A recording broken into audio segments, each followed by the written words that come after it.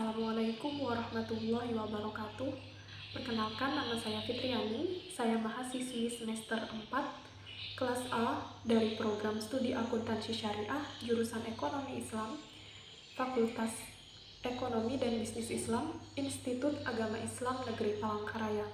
Di sini saya ingin membuat video dengan tujuan untuk memenuhi salah satu tugas ujian akhir semester dari mata kuliah Usul Fikih Ekonomi dan Keuangan Kontemporer yang diampu oleh Ibu Fitri Faizah, SEI MH. Adapun judul yang ingin saya bahas itu mengenai aplikasi ijma dalam perbankan dan lembaga keuangan syariah kontemporer. Kasus yang saya ambil tentang obligasi syariah atau sukuk. Nah, sebelum membahas tentang obligasi syariah, saya ingin menyampaikan apa itu definisi mengenai ijma. Nah, ijma itu merupakan kumpulan pendapat atau kesepakatan dari para ulama yang digunakan apabila terdapat kontroversi di dalam mengambil hukum suatu hal. Jadi misalkan ingin menentukan suatu hukum, namun hal tersebut terdapat kontroversi, maka digunakanlah ijma untuk menentukan dasar hukumnya.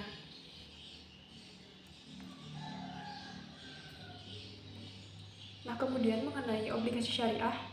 Obligasi syariah atau sukuk itu secara bahasa, sukuk itu merupakan jamak dari syak yang berarti instrumen, legal, amal atau cek. Adapun menurut The Accounting and Auditing Organization for Islamic Financial Institution mendefinisikan bahwa sukuk sebagai sertifikat bernilai sama yang merupakan bukti kepemilikan yang tidak dibagikan atas suatu aset, hak manfaat, dan jasa-jasa atau kepemilikan atas suatu proyek atau kegiatan investasi tertentu. Nah, adapun menurut fatwa DSN nomor 32 DSN MUI 9 tahun 2002 yang dikeluarkan oleh Majelis Ulama Indonesia mendefinisikan bahwa sukuk adalah suatu surat berharga jangka panjang berdasarkan prinsip syariah yang dikeluarkan oleh emiten kepada pemegang obligasi syariah yang mewajibkan emiten untuk membayar pendapatan kepada pemegang obligasi syariah berupa bagi hasil margin atau fee, serta membayar kembali dana obligasi pada saat jatuh tempo. Nah, jadi kesimpulan dari obligasi syariah ini bisa didefinisikan bahwa obligasi syariah itu merupakan suatu surat berharga yang dikeluarkan oleh emiten kepada pemegang obligasi syariah sebagai bukti kepemilikan atas suatu aset, hak manfaat, atau kepemilikan atas proyek atau kegiatan investasi tertentu yang pendapatannya itu berupa imbalan atau bagi hasil sesuai dengan prinsip syariah. Nah, adapun perbedaan. Jadi antara obligasi konvensional dengan obligasi syariah itu ada perbedaan. Kalau obligasi konvensional itu dianggap sebagai surat berharga yang menjadi instrumen utang bagi perusahaan atau negara agar mendapatkan modal. Dengan kata lain, obligasi konvensional itu diterbitkan kepada calon investor agar mau memberikan pinjaman modal sebagai dana kepada sebuah perusahaan atau pihak penerbit obligasi. Dalam hal ini, pemegang obligasi konvensional mendapatkan keuntungan melalui bunga pinjaman yang diperolehnya dari perusahaan tempatnya berinvestasi.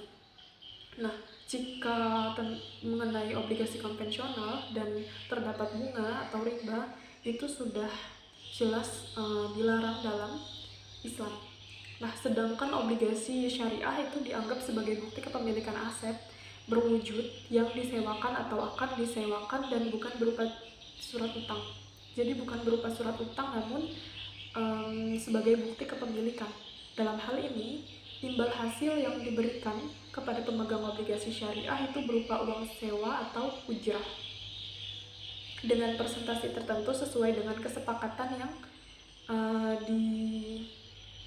disepakati sebelumnya. Jadi, sesuai dengan prinsip syariah juga yang tidak mengandung unsur riba.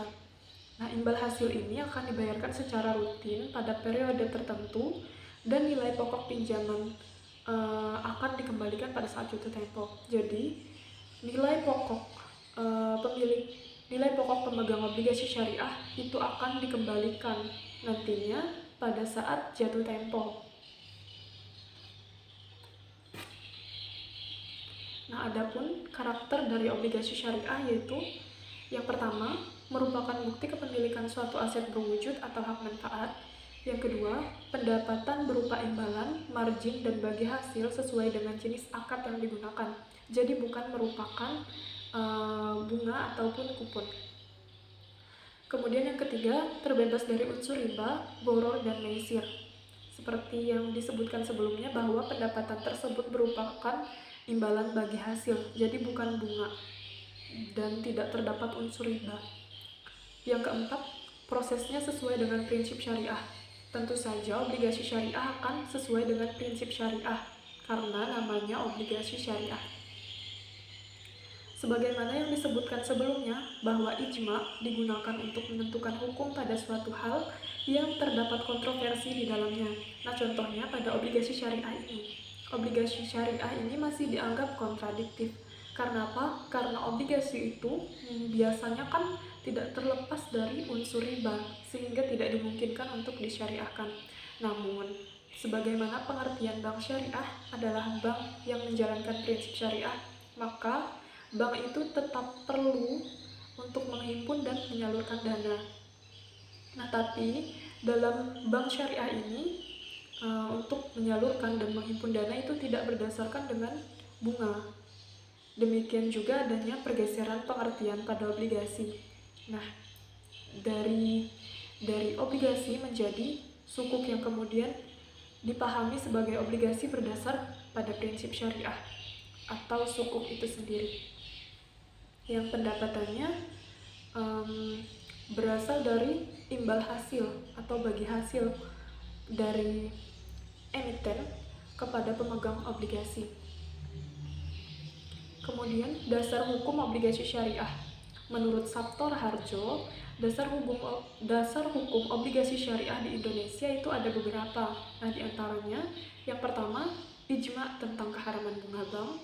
Yang kedua, ijma tentang keharaman obligasi yang penghasilannya berbentuk bunga atau kupon. Yang ketiga, ijma tentang obligasi syariah yang menggunakan prinsip mudharabah, murabahah, musyarakah, dan istisna juga salam. Kemudian yang keempat yaitu Fatwa Dewan Syariah Nasional nomor 32 di SN MUI 9 tahun 2002 tentang obligasi syariah. Adapun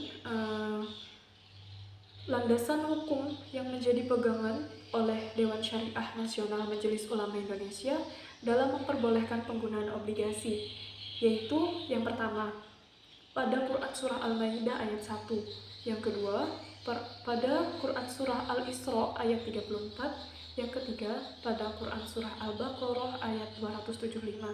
Dan yang keempat, itu pada kaidah fikih. Pada kaidah fikih yang pertama, pada dasarnya semua bentuk muamalah itu diperbolehkan kecuali ada dalil yang melarangnya. Yang kedua, kesulitan mendatangkan kemudahan.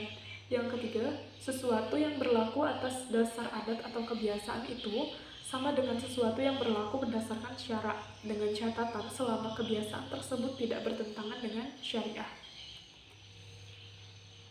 Nah, dari pembahasan kali ini, maka dapat diambil kesimpulan bahwa melakukan investasi dengan obligasi syariah atau sukuk itu diperbolehkan berdasarkan kaidah fikih dan pendapat para ulama, di mana para ulama memperbolehkan obligasi dengan syarat obligasi tersebut harus dilaksanakan berdasarkan prinsip syariah, di antaranya bebas dari riba, gharar, dan semacamnya. Baik, demikian video dari saya. Mohon maaf atas segala kekurangan saya dalam menyampaikan materi video ini. Semoga video ini bermanfaat bagi saya dan juga teman-teman, dan semoga kedepannya saya bisa membuat video yang lebih baik lagi. Terima kasih. Wassalamualaikum warahmatullahi wabarakatuh.